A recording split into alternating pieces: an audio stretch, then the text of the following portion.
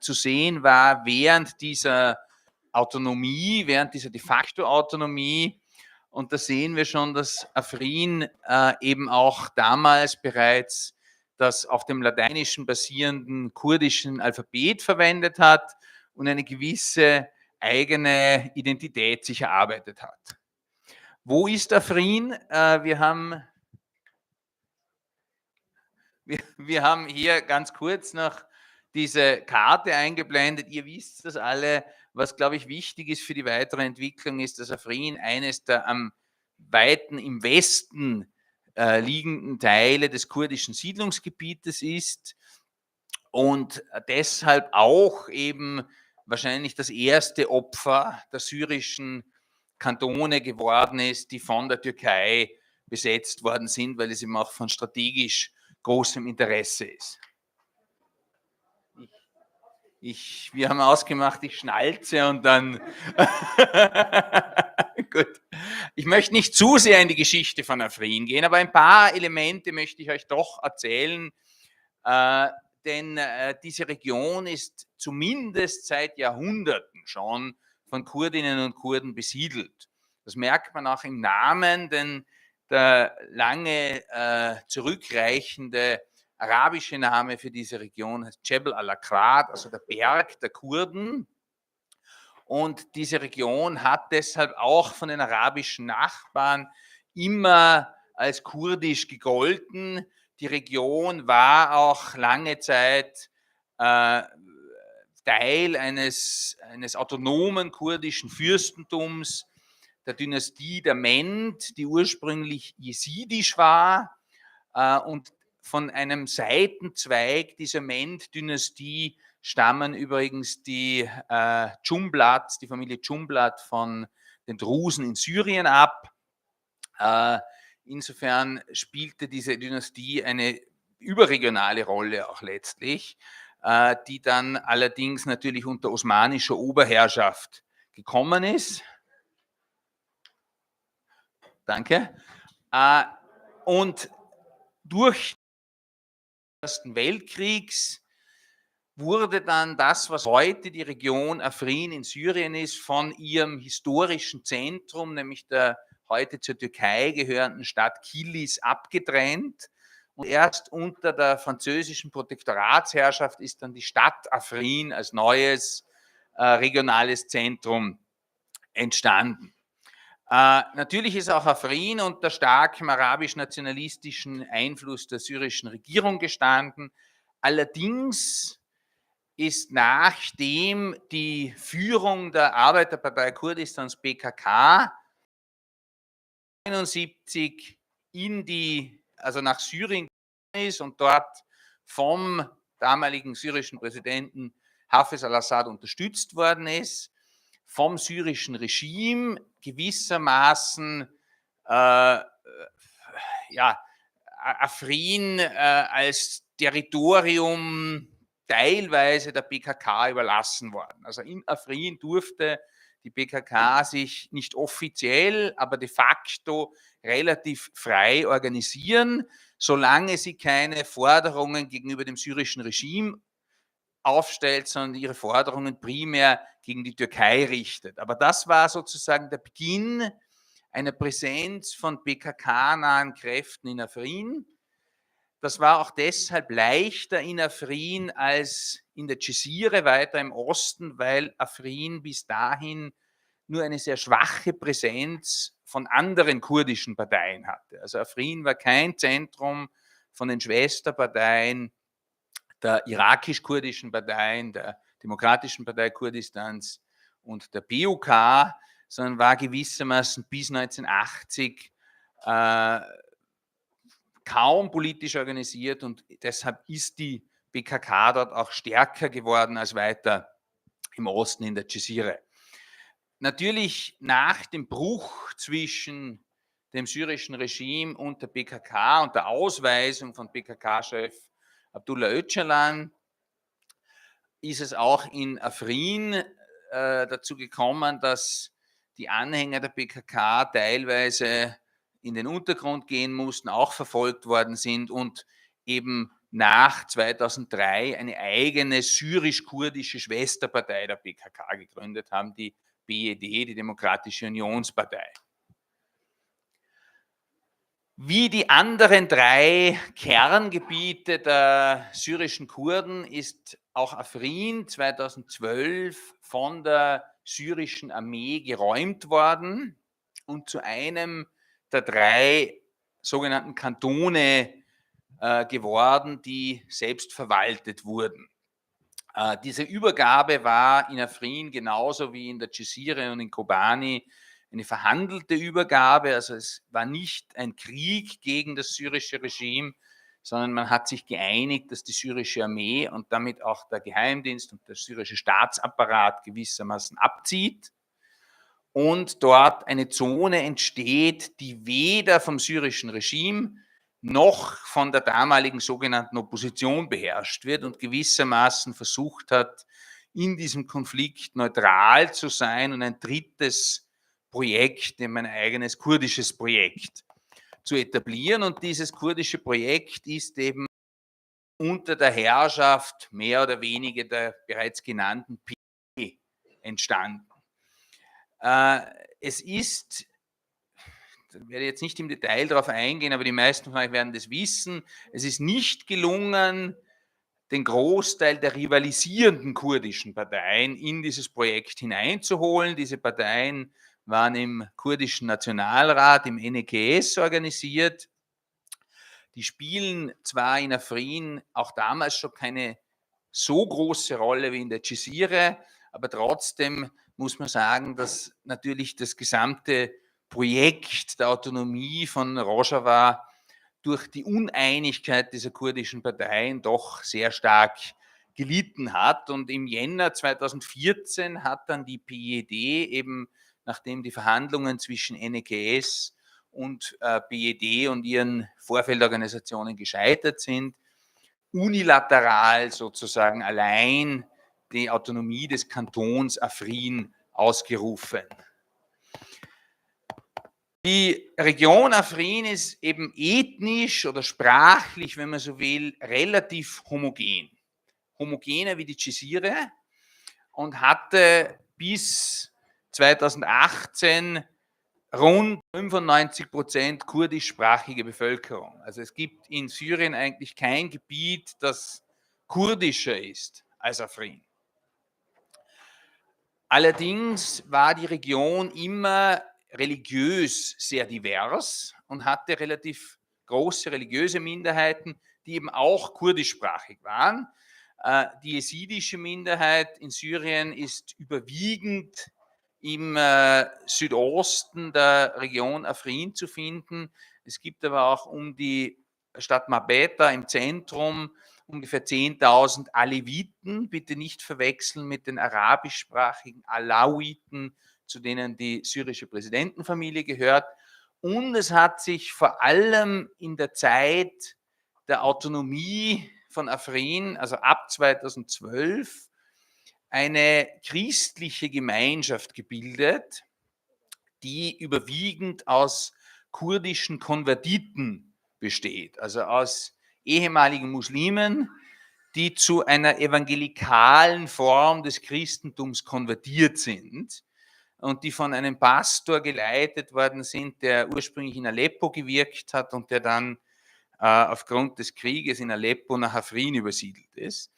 Das ist insofern wichtig, dieser Hintergrund, dass es sich um Konvertiten aus dem Islam handelt, als für jene Milizen, die nach 2018 als Verbündete der Türkei dieses Gebiet beherrscht haben und die alle einen mehr oder weniger islamistischen Hintergrund haben, die Tatsache, dass es sich hier um Konvertiten aus dem Islam handelt, einer der Gründe ist, warum sie diese Christen nicht als Buchreligion anerkennen, sondern als Apostaten des Islams sehen und sich das Recht herausnehmen, diese Christen zu verfolgen. Neben diesen religiösen Minderheiten gibt es natürlich auch in Afrin einige wenige Araber und Angehörige der Domari, also das ist eine Gruppe von Verwandten der Roma im Nahen Osten, die sozial sehr marginalisiert sind, auch in den kurdischen Gebieten. Die Araber in Afrin, als wir 2015 dort waren, waren überwiegend intern Vertriebene, also Gruppen, die aus vor allem der Provinz Aleppo in das damals sehr viel sicherere Afrin geflohen sind. Ich zeige euch jetzt ein paar Bilder von damals, also von 2015, wie diese Selbstverwaltung jetzt optisch ausgesehen hat. Es gab eigene kurdische Polizei, wie es es im Rest von Rojava heute noch gibt, die Asayish, natürlich angesichts der Ideologie der regierenden BED auch mit entsprechend weiblicher Beteiligung. Es gab natürlich eigene Armeekräfte, also die Volksverteidigungseinheiten YPG und die Frauenverteidigungseinheiten YPG. Also das sind jetzt alles Bilder, die wirklich aus Afrin sind, wo wir es heute nicht mehr sehen können. Und das ist die Beerdigung einer Märtyrerin der YPG in Afrin, die damals allerdings nicht in Afrin, sondern in Kobani gefallen ist. Es ist auch in Afrin natürlich die kurdische Sprache, nachdem die Autonomie ausgerufen worden ist, zur de facto offiziellen Sprache des Kantons geworden, und man hat dort auch die kurdische Sprache in lateinischer Schrift, also auf Basis des Hawar-Alphabets hat man auch offizielle oder semi-offizielle Aufschriften, wie hier etwa das Willkommensschild in die Stadt Afrin, angebracht. Hier die Fahne im Zentrum von Afrin, von der autonomen Verwaltung. Und dann noch ein paar Bilder vom Alltagsleben hier in der damals sehr sicheren und ruhigen Stadt. Ihr seht hier auch, dass es 2015 einen gewissen Bauboom gegeben hat. Also das sind alles Neubauten. Und das Afrin, das ich damals kennengelernt habe, ist wirklich auch eine Region gewesen, Region gewesen, die ökonomisch geboomt hat, weil sehr viele Betriebe, die ursprünglich in Aleppo angesiedelt worden sind, also die Seifenhersteller zum Beispiel, die Seife aus Oliven herstellen, oder auch teilweise Schneiderwerkstätten, wo Kleidung hergestellt wird, sind damals aus Aleppo sehr stark nach Afrin übersiedelt, weil eben Aleppo damals Kriegszone war und geteilt war in ein Gebiet, das vom Regime und von der islamistischen Opposition beherrscht wird. Und viele von diesen Kleinunternehmen sind damals nach Afrin gezogen, und die Stadt hat auch entsprechende Neubauten zu bieten gehabt. Und es ist eine kleine Schicht von, ich würde sagen, Mittelstand entstanden dadurch. Und die jungen Leute aus diesem Mittelstand haben das getan, was Leute aus aufstrebenden Mittelstandsfamilien überall in der Welt tun, nämlich sie träumen von einem Leben wie in Europa oder in den USA, wo man eben auch zum Starbucks oder wo gehen kann. Es gab natürlich keine Starbucks-Filiale, aber es gab so etwas Ähnliches, was quasi nachgebaut worden ist. Also wir sehen meistens nur die Bilder von Kämpferinnen und Kämpfern in unseren Medien, aber in Afrin gab es eben auch wirklich so etwas wie ein Leben oder ein Versuch, ein gutes Leben zu leben von jungen Leuten. Ja? Und es gab eben nicht nur den militärischen und auch nicht nur den ökonomischen Überlebenskampf damals.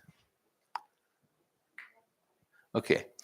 Hier, das Bild habe ich ausgewählt, weil man sieht es nicht sehr gut, aber der Herr hat bei seiner Bäckerei dort ein Schild hängen, wo verschiedene Führer der kurdischen Bewegung zu sehen sind, und zwar welche, die sich überhaupt nicht hold sind, aber der hat sich hier sowohl auf Herren aus der PKK als auch auf Herren aus der BDK berufen. Und auch das war irgendwie möglich in dieser Aufbruchphase, sich, Entschuldigung, ich wollte mich nicht in den Weg stellen, sich in dieser Aufbruchphase auf verschiedene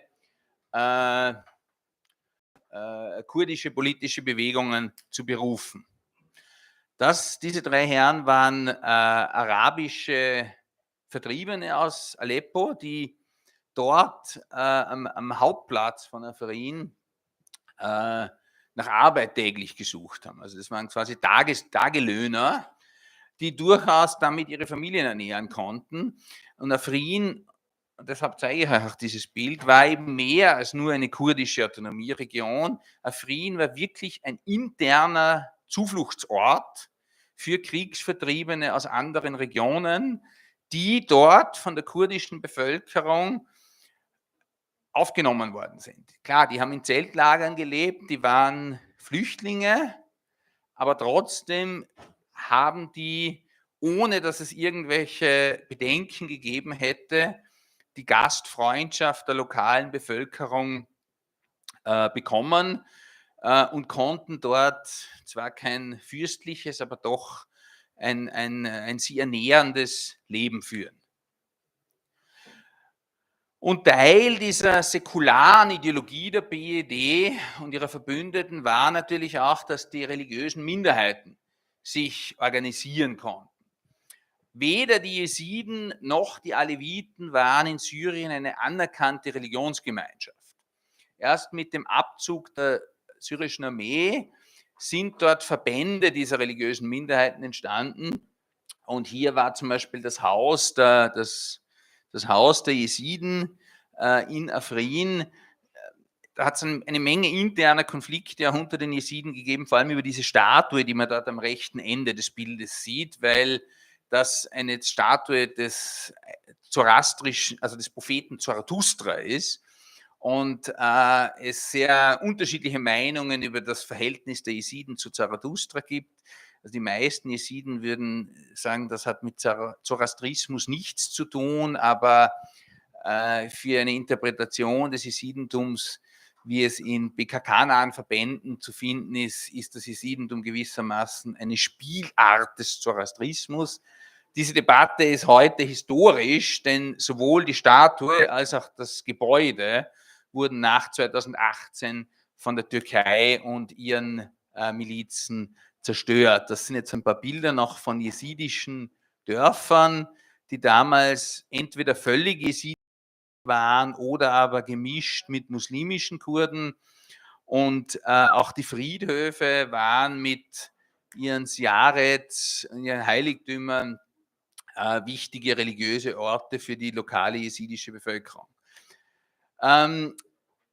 Wie gesagt, wir gehen jetzt da nicht im Detail die Sachen durch, aber ab 2014 entsteht eine Autonomieregion, die dann zur Demokratischen Föderation Nordsyriens wird. Es werden sogar Wahlen durchgeführt, an denen aber nur die BED und einige wenige andere Kleinparteien teilnehmen, nicht allen, die mit der Autonomieregion Irak verbündet sind.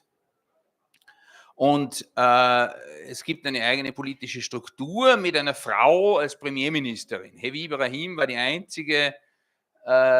damals die einzige Frau, wo es noch nicht überall die Doppelspitze gegeben hat, die in dieser Funktion war. Und noch dazu eine Angehörige einer dieser religiösen Minderheiten, nämlich der Aleviten. Die Eroberung Afrins durch die Türkei steht auch im Kontext des innersyrischen Konflikts um die Region zwischen Manbij und Afrin, wo einerseits durch die Niederlage des sogenannten Islamischen Staates die islamistische, mit der Türkei verbündete Opposition von Norden nach Süden vorgedrungen ist, andererseits die siegreicher werdende syrisch-arabische Armee von Süden nach Norden und andererseits in demselben Gebiet die syrischen demokratischen Kräfte, also dieses Militärbündnis, in dem dann die YPG und die YPG drin waren, versucht haben, eine Verbindung zwischen Cizre, Kobani und Afrin dann letztlich herzustellen.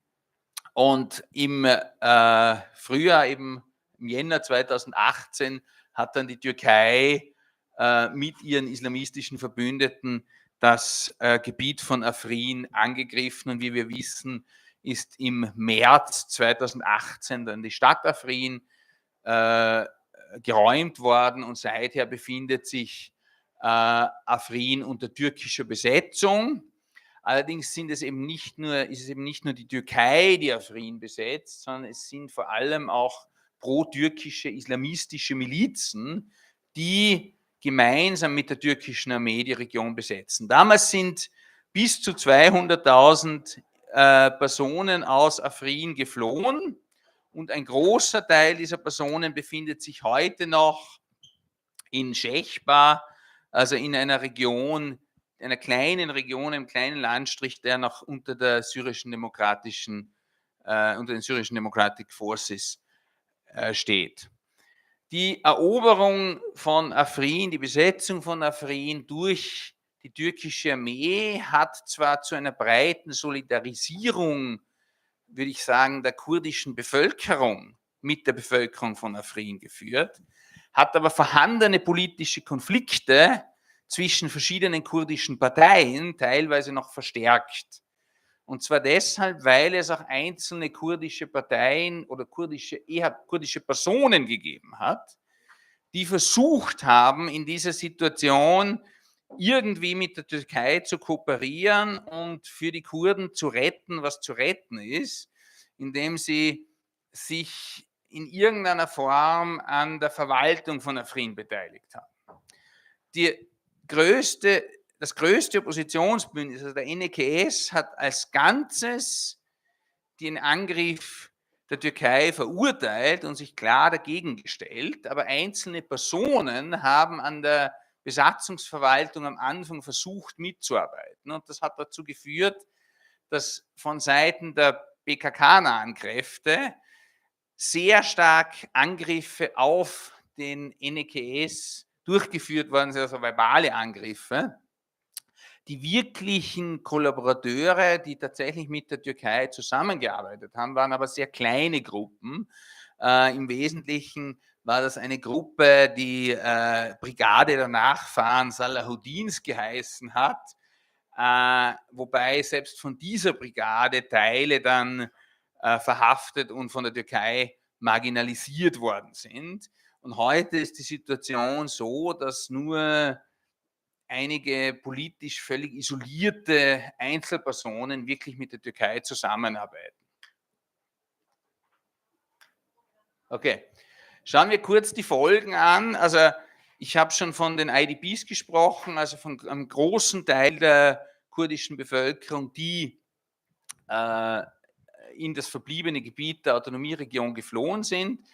Dort sind die meisten heute noch in Zeltlagern im kleinen, auch sicherheitspolitisch prekären untergebracht. Einige sind weiter nach Osten geflohen in die Jazire, manche auch weiter nach Europa, aber der Großteil der IDPs ist immer noch in der Region. Die Türkei versucht, eine Rückkehr dieser IDPs zu verhindern, aber nicht nur die Türkei, sondern auch die autonome Verwaltung von Nord- und Ostsyrien versucht eigentlich eine Rückkehr zu verhindern. Und wer in die Region zurückkehrt, wird von manchen anderen Kurden verdächtigt, jetzt irgendwie mit denen zu kollaborieren. Also es ist eine ganz schwierige Entscheidung. Will ich weiter im Zeltlager leben oder versuche ich irgendwie zurückzukehren? Die zurückgeblieben sind, leiden massiv nicht nur unter der türkischen Besatzung, sondern ganz überwiegend vor allem unter den Aktionen der Verbündeten der Türkei, also dieser islamistischen Milizen, die von der Türkei für die Verwaltung und Kontrolle der Region eingesetzt werden. Ahrar al-Sham, Ahrar al-Shakia, in den letzten Monaten ist auch die Hayat Tahrir al-Sham, also die ehemalige Al-Qaida-Fraktion Syriens, immer mehr in Einsatz gekommen dort. Und diese islamistischen pro-türkischen Milizen wenden sich nicht nur gegen die Kurden insgesamt und vor allem gegen jene Kurden und Kurdinnen, die mit der früheren Autonomieverwaltung gearbeitet haben, sondern sie wenden sich noch stärker gegen die bereits erwähnten religiösen Minderheiten. Und deshalb habe ich am Anfang von diesen religiösen Minderheiten gesprochen. Also die ganzen jesidischen Dörfer zum Beispiel, da gibt es mehrere Fälle von Zwangskonversionen, also wo Menschen mit vorgehaltener Waffe gezwungen worden sind, Muslime zu werden. In den Dörfern sind Moscheen errichtet worden, wo es nie vorher Moscheen gegeben hat. In den Häusern, die verlassen worden sind, sind arabischsprachige Syrer aus anderen Regionen, Muslime, angesiedelt worden. Und was ich von den wenig verbliebenen Jesiden in der Region höre, trauen sich die teilweise fast nicht mehr aus ihren Häusern raus, weil sie überall belästigt werden. Es sind auch die jesidischen Heiligtümer zu großen Teilen, die Friedhöfe geschändet und zerstört worden. Ähnliches wird von den Aleviten aus Mabeta berichtet. Ganz besonders prekär ist die Lage aber für die verbliebenen Christen, die ja als Konvertiten, als Apostaten betrachtet werden von diesen dschihadistischen und islamistischen Milizen. Und ich habe, wann war das, 2019, mit dem ehemaligen Pastor dieser Gemeinde in Kobani gesprochen. Der hat mir dann WhatsApp-Nachrichten von verbliebenen Christen aus Afrin gezeigt, ja, nicht geschickt. Und die sind de facto, die verstecken sich, ja, die versuchen, dass niemand merkt, dass sie zum Christentum konvertiert sind und haben Todesangst, schlicht und einfach. Die politischen Folgen sind die, dass eben die Türkei sich dort zunehmend festsetzt, und zwar nicht nur militärisch, sondern auch mit ihren Verwaltungsorganen. In der Schule zum Beispiel ist die kurdische Sprache völlig verschwunden. Es wird jetzt auf Arabisch und Türkisch, obwohl es dort eigentlich so gut wie keine türkischsprachige Bevölkerung gibt, unterrichtet. De facto ist Afrin heute eine Ausdehnung der angrenzenden türkischen Provinzen. Und es wird sogar zunehmend das hängt aber natürlich auch mit der prekären ökonomischen Lage in Syrien zusammen, es wird auch mittlerweile überwiegend die türkische Lira und nicht mehr das syrische Pfund als Zahlungsmittel verwendet. Das Ganze ist eine gezielte demografische Veränderung. Also die türkische Besatzungsmacht versucht, das Gebiet zu entkurdisieren, wenn man so will, und das mit Erfolg. Mittlerweile ist der Anteil der kurdischen Bevölkerung auf ungefähr 25% der Gesamtbevölkerung zurückgegangen. Und wir wissen alle, je länger dieser Zustand andauert, desto schwieriger wird es irgendwann, diesen Zustand auch wieder zu revidieren. Denn wenn einmal 10 Jahre oder 15 Jahre diese Menschen, die dort von der Türkei angesiedelt wurden, in diesen Dörfern leben, dann wachsen natürlich auch Menschen bereits in dieser Region auf, und dann wird es immer schwieriger, dieses Demographic Engineering sozusagen rückgängig zu machen und natürlich auch die Islamisierung jesidischer Dörfer rückgängig zu machen. So, ich rede jetzt, glaube ich, schon ein bisschen zu lang. Es sind, wie gesagt, viele von diesen IDPs noch in verschiedenen Regionen untergebracht, sowohl in Aleppo als auch in den Gebieten, die von den syrischen demokratischen Kräften beherrscht werden. Manche von diesen Leuten, die nach Aleppo geflüchtet sind dann Opfer des Erdbebens geworden letztes Jahr. Also die Situation dieser IDPs ist extrem prekär, und wir haben heute wirklich als Resultat dessen eine völlige Umkehrung der demografischen Mehrheitsverhältnisse in der Region.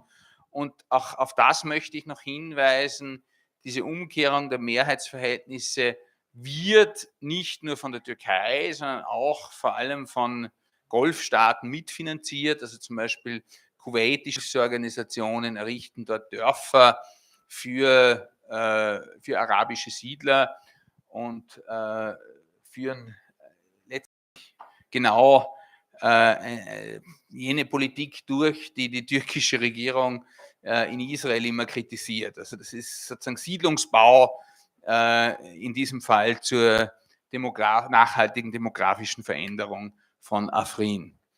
Was hat jetzt Europa mit dem Ganzen zu tun? Wir wissen ganz besonders, Deutschland hat eine lange Geschichte der engen militärischen Zusammenarbeit, auch mit der Türkei, und etwa Leopardpanzer geliefert, die auch in Afrin zum Einsatz gekommen sind. Der Flüchtlingsdeal, der sogenannte Flüchtlingsdeal der Europäischen Union mit der Türkei, ist auch einer der Hintergründe, weil die Türkei viele Flüchtlingen, die jetzt dadurch in der Türkei festsetzen, in dieses Gebiet zurückbringen will oder schon zurückgebracht hat. Es gibt in der Türkei einen wachsenden Rassismus gegen syrische Flüchtlinge, und die Türkei versucht, sich dieses Problems dadurch zu entledigen, dass sie ganze Busladungen an Flüchtlinge dorthin zurückbringen. Und wir hatten während des Krieges auch einen bewussten Einsatz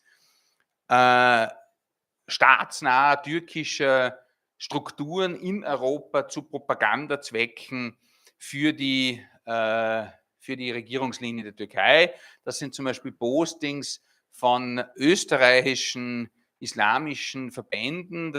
Die ATIB in Österreich ist die Schwesterorganisation der DITIB in Deutschland. Das ist nicht die ATIB in Deutschland, die damals während des Krieges Kriegspropaganda der Türkei auf ihren Social-Media-Seiten verbreitet haben. Also das Ganze wird auch hier benutzt, um antikurdische Ressentiments in der türkeistämmigen Bevölkerung zu erzeugen und zu verstärken. Ich habe 2018 während des Krieges dieses Buch geschrieben, und es ist kurz danach dann erschienen.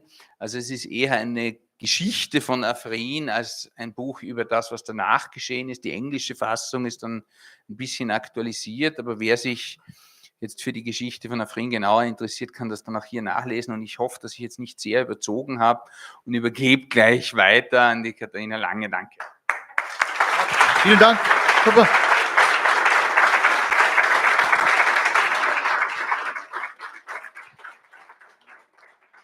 Vielen Dank, Professor Dr. Thomas Schmiedinger. Ich wollte nur sagen, dass das Buch auch wurde ins Arabische auch übersetzt. يعني الكتاب اللي أصدره البروفيسور شميدينجر عن عفرين موجود أيضا باللغة العربية.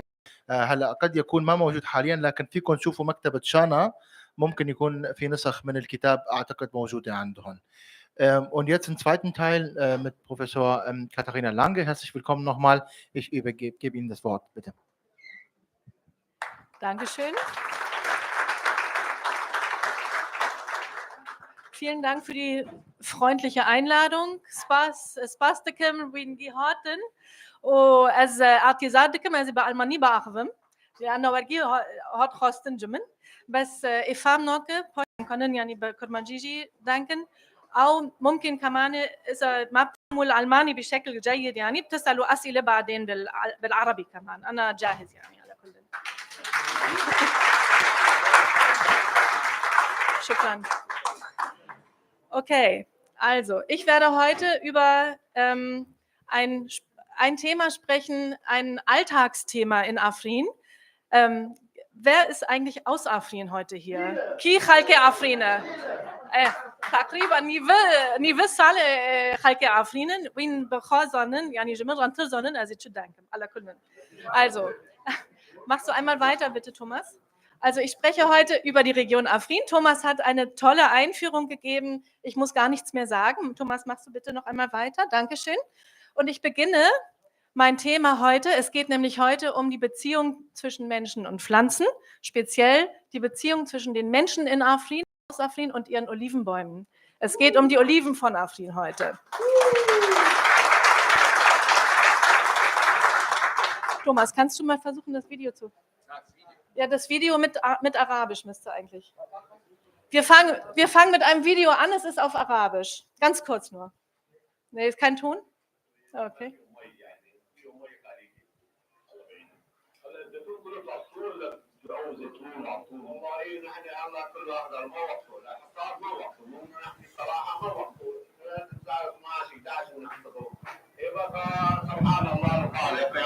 واحد ايش بدي احكي؟ الله بعين. هلا مشان الزيت اليوم تركت الزيت والله Okay. Und lass mal noch mal wiederholen, weil damit wir genau. وما معي مصات احفرهم كويس، ما فيهم مي يعني فيهم مي قليله. الله بعين. هلا الزيتون كله بتعصروه ولا بتبيعوه زيتون وعطون؟ والله نحن هلا كله اخضر ما وقته، الحصاد ما وقته، مو نحكي صراحه ما وقته، لازم صار 12 11 نحصده. يبقى سبحان الله الخالق يعني واحد ايش بدي احكي؟ الله بعين. هلا مشان الزيت اليوم تركت الزيت والله. Okay. So, mit diesem Video wollte ich anfangen. Es ist gefilmt worden oder gezeigt worden nach der türkischen Invasion von Afrin und der Fernsehkanal, der das online gestellt hat, Halab el-Yom, ist also affiliiert mit der Opposition gegen Assad, also sprich mit den neuen Herrschern eigentlich in Afrin, wenn man so will. Und wir sehen einen Bauern, einen Olivenbauern, der interviewt wird über seine Oliven. Aber wenn ihr das auf Arabisch verstanden habt, dann habt ihr gemerkt, dass das Interview komisch läuft. Der Reporter fragt eine Frage über die Oliven und der Bauer fängt an zu erzählen und plötzlich gibt er eine ganz andere Antwort. Die Frage ist gar nicht gestellt worden. Der Reporter fragt, wie ist das mit der Bewässerung? Und dann sagt er, ja, macht jeder unterschiedlich. Aber es ist jetzt überhaupt die falsche Zeit. Es ist die falsche Zeit. Eigentlich müssten wir zu einer ganz anderen Zeit ernten. Und dann wieder komisch, der Reporter geht auf diese seltsame Antwort auch nicht wieder ein, sondern stellt einfach die nächste Frage zu den Oliven. Und das finde ich seltsam. Warum möchte Abu Khalil, dieser Bauer, unbedingt diese Botschaft loswerden? Die falsche Zeit. Muwato Halla, Muwato. Das möchte er unbedingt sagen. Warum? Was ist daran so wichtig? Und ich möchte also jetzt in den nächsten Minuten, ich werde mich kurz fassen, habe ich versprochen, kurz erklären, warum das so wichtig ist und warum das eine politische Botschaft ist, die Abu Khalil hier loswerden möchte. Dazu muss ich, das verweist auf die gewaltsamen Umbrüche, die Landwirtschaft mit den Oliven in den letzten Jahren in Afrin also erfahren hat. Das heißt, die Gewalt, von der Thomas berichtet hat, die richtete sich nicht nur gegen die Menschen, sondern auch gegen die Pflanzen, auch gegen die Oliven. So, und ich möchte also, wie gesagt, ich soll mich kurz fassen, ich will es auch. Trotzdem möchte ich zwei unterschiedliche Schwerpunkte setzen. Zum einen möchte ich zuerst auf die Vergangenheit eingehen, die Zeit vor 2018 und auch vor 2011. Das ist die Zeit, in der ich auch selbst in Syrien immer wieder war und auch oft in Afrin zu Gast war.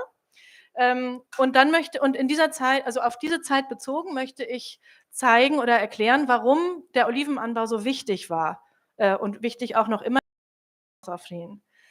Und dann komme ich zum zweiten Teil des Vortrages, nämlich zu der Gewalt, von der ich gesprochen habe, nach 2018. Und dann kommen wir vielleicht in ein allgemeines Gespräch zu dem Thema. So. Einmal bitte die nächste.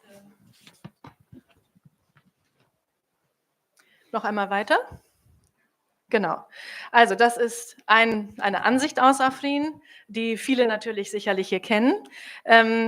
Es ist vielleicht wichtig für die Leute, die Afrin nicht kennen, die gibt es ja auch im Publikum, dass in Syrien, also Afrin war eine Verwaltungseinheit, Mantiqa genannt, eine Region, die etwa 366 Dörfer umfasste. Also es gab die Stadt Afrin, von der Thomas schon berichtet hat, und 366 Dörfer, die eigentlich also zu dieser Region gehörten. Und einige Bilder haben wir ja auch gerade schon gesehen. Ich verzichte auf eine längere Darstellung der Geschichte. Dazu könnte ich gern auch was sagen, wenn Interesse besteht, aber das lasse ich jetzt mal lieber weg. Wichtig ist aber die Topografie. Man sieht, Afrin ist hügelig, ja sogar bergig, hin zur türkischen Grenze hin, werden die Berge auch immer höher. Das ist ein Vorgebirge des Amanus. Und ist natürlich landwirtschaftlich geprägt, vor allen Dingen landwirtschaftlich geprägt. Das war in der ersten Hälfte des 20. Jahrhunderts sehr viel Viehzucht, Schafzucht und dann natürlich die Landwirtschaft, insbesondere der Anbau von Oliven. Bitte einmal weiter. Geht nicht? Na, man schon, die Oliven ich weiß nicht, ob man das gut erkennen kann, man sieht die fruchtbare rote Erde und diese grünen Reihen von Olivenbäumen. Noch einmal weiter bitte. So, das ist also eine Nahaufnahme der Olivenbäume, wie es ganz typisch war eigentlich für die Landschaft von Afrin, wie ich sie kennengelernt habe. Natürlich nicht in allen Teilen. In den bergigeren Regionen ist es nicht so einfach, Oliven zu pflanzen, vor allen Dingen in den Ebenen, aber auch es wurde also in der zweiten Hälfte des 20. Jahrhunderts immer mehr ausgedehnt, auch in die Hügel hinein. Und da gibt es hier sicherlich sehr viel Expertise. Wir können da natürlich auch gerne nochmal über die individuellen Erfahrungen sprechen. Das würde mich persönlich auch sehr interessieren. So. Es ist wichtig, noch einmal sich vor Augen zu rufen, wie im syrischen Staatsgefüge die Bedeutung der Landwirtschaft oder der ländlichen Herkunft eigentlich war. Also es gab im baasistischen Syrien Verwaltungspraktiken, die einen Menschen eigentlich an die Herkunftsregion gebunden haben. Das heißt, auch Familien, Menschen, die in die Stadt gezogen waren, auch vielleicht schon seit 1, 2 Generationen in der Stadt lebten, zum Beispiel für Afrin in Aleppo, die große Metropole in der Nähe, waren trotzdem die wichtigen Verwaltungsdokumente, also das Familienstammbuch zum Beispiel, die Militärdienstdokumente, wurden immer noch in Afrin selbst geführt. Und das heißt, dass man also sich von seiner seiner Herkunftsregion oder der Herkunftsregion der Vorfahren gar nicht lösen konnte. Also es gab immer wieder Rückbezüge, auch von Menschen, die woanders hingezogen waren. Und dazu kam noch eine ganz wichtige soziale Komponente, dass also die Menschen, die aus Afrin stammten, die vielleicht in Aleppo oder Damaskus lebten, ihre sozialen Beziehungen, ihre Familienbeziehungen immer wieder gepflegt haben. Also zum Beispiel zu den Feiertagen, Schulferien, die religiösen Feste, war es sehr üblich, dass man zurück in die Dörfer fuhr, in die Heimatdörfer fuhr und da miteinander gefeiert hat, mit den Verwandten gefeiert hat und so auch die Familienbeziehungen immer wieder neu belebt hat. Dazu kam außerdem die wichtige wirtschaftliche Komponente, das sehen wir hier.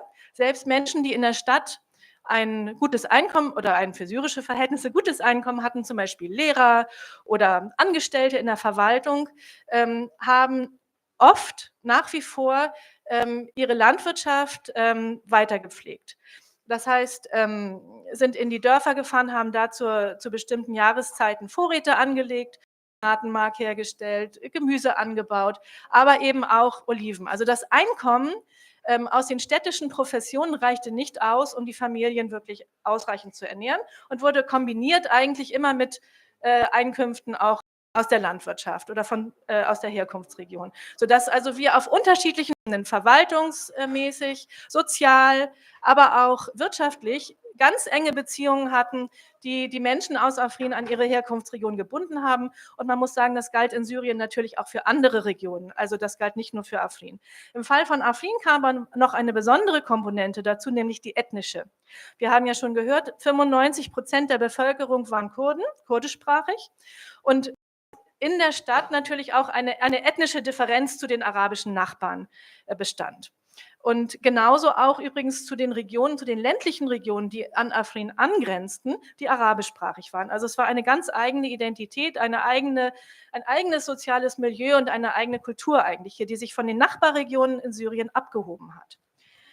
Das war die Situation eigentlich bis 2018, wobei wir ja gehört haben, schon ab 2012 sind natürlich vermehrt auch arabische Syrer als Binnenflüchtlinge nach Afrin gekommen.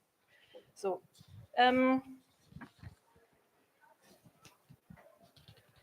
Okay.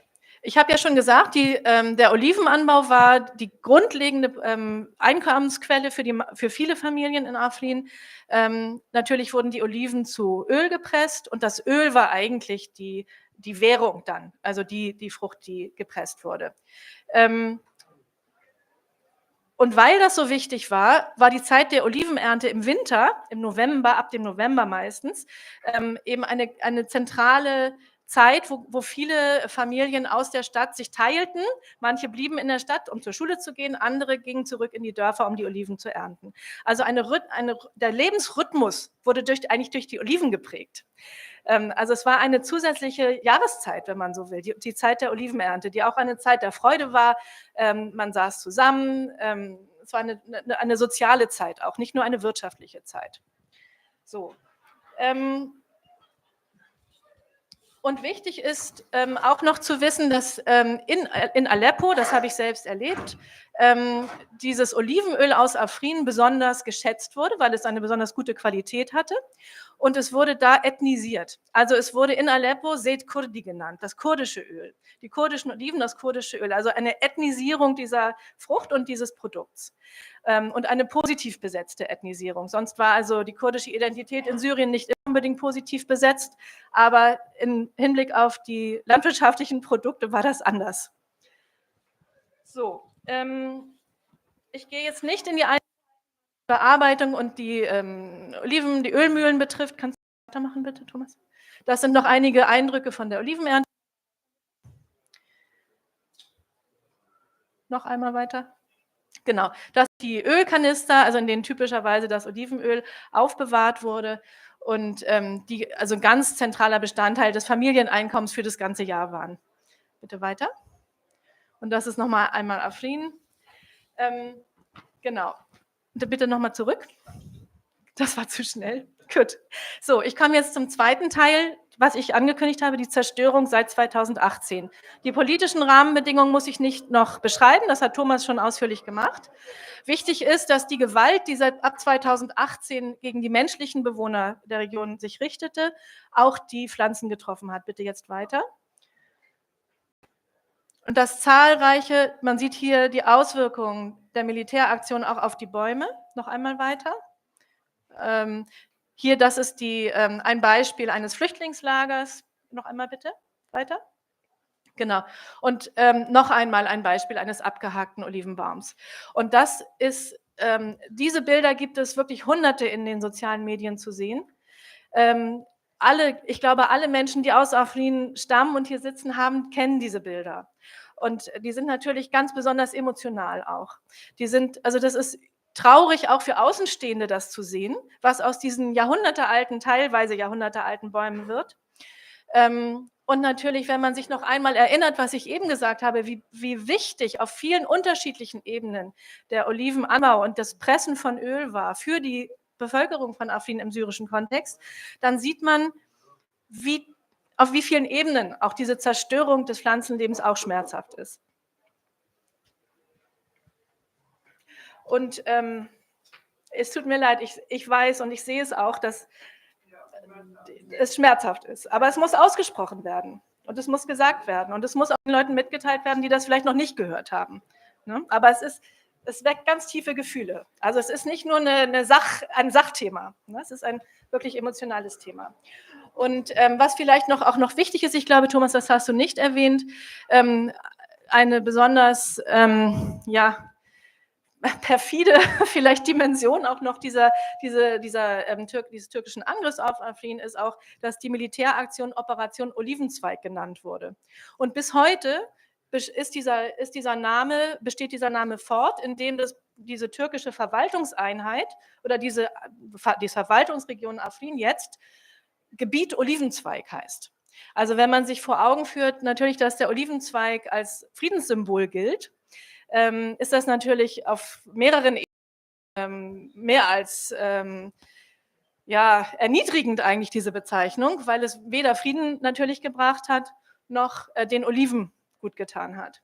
So, vielleicht noch wichtig zu sagen, warum werden diese Olivenbäume zerstört auf diese Art?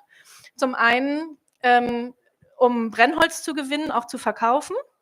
Zum anderen, das sehen wir jetzt hier nicht, um Platz zu machen für Infrastrukturprojekte, neue Siedlungen zum Beispiel, neue Straßen, aber auch teilweise sind die sozialen Gruppen, die jetzt gekommen sind nach Afrin, haben eine andere Wirtschaftsweise, haben Kleintierherden, also vor allen Dingen Schafe und auch Ziegen, die auch in den Olivenhainen weiden gelassen werden und die Bäume zerstören. Und es gibt auch Berichte, es gibt auch Videos, wie ganze Bäume auch entwurzelt worden sind und abtransportiert werden, um verkauft zu werden. Allerdings weiß ich nicht genau, also es gibt auch in der Türkei Videos, wie solche Bäume verkauft werden. Ob das aber die gleichen Bäume sind, das weiß ich nicht. Wohin diese Bäume verkauft werden, das weiß ich nicht. So, also es gibt unterschiedliche Dimensionen der Zerstörung der Olivenbäume und man muss sich auch vor Augen führen, wir haben die Zahlen gehört, wie viele Menschen vertrieben worden sind. Natürlich sind auch ganz viele der Menschen nicht mehr da, die sich um diese Bäume vorher gekümmert haben. Und genau, also eine Zerstörung, die sich, wie gesagt, nicht nur gegen das menschliche Leben da richtet, sondern auch gegen das pflanzliche und wo die verbliebenen Bewohner und Olivenbauern eigentlich machtlos sind, sich dagegen zu stellen, weil ihnen eben in dieser Besatzungssituation die Macht fehlt, sich zu wehren. Wichtig ist auch noch eine weitere Dimension, nicht nur, dass die Bäume beschädigt werden oder zerstört werden oder die Bauern teilweise nicht mehr da sind, um sich um sie zu kümmern. Es gibt auch zahlreiche Berichte darüber, dass die Olivenernte gestohlen wird, vom Baum gestohlen wird, die Bäume mit Stöcken geschlagen werden, um schnell an die Oliven zu kommen, das Öl gestohlen wird, aber auch, dass Steuern erhoben werden, also dass Bauern gezwungen werden, eben ihre Oliven zu ernten, einen Teil davon aber gezwungenermaßen abzugeben an die Besatzer. Also eine Plünderung, die auch in anderen Gebieten dokumentiert ist, also was Hausrat zum Beispiel betrifft, aber die sich auch auf die Olivenernte und die Produkte, also das Öl, erstreckt. Und in dieser Situation kommt es dazu, dass manche Bauern möglichst früh auf die Felder gehen, um den Räubern zuvorzukommen und ihre Oliven also zu einer Zeit ernten, die eigentlich die falsche Zeit ist. Und das ist ein Motiv, wir ernten zur falschen Zeit, was nicht nur Abu Khalil, der Bauer aus dem Video am Anfang formuliert hat, sondern was ich auch aus Gesprächen mit Menschen aus Afrin hier höre. Die Oliven, die wir aus Afrin bekommen, sind zu klein, sie sind zur falschen Zeit geerntet, sie schmecken nicht so, wie sie sollen. Es ist die falsche Zeit. Und damit beende ich meinen Vortrag. Es ist leider ein trauriges Ende, aber vielleicht gelingt es uns ja zusammen in der Diskussion auch positive und optimistische Dimensionen noch aufzuzeigen. Dankeschön. Vielen Dank. Gelak Spaß, shukran jazilan. Jetzt brauchen wir noch 1 bis 2 Minuten, um hier ein bisschen aufzuräumen, Stühle und so. Dann kommen wir dann zu euch und Ihren Fragen.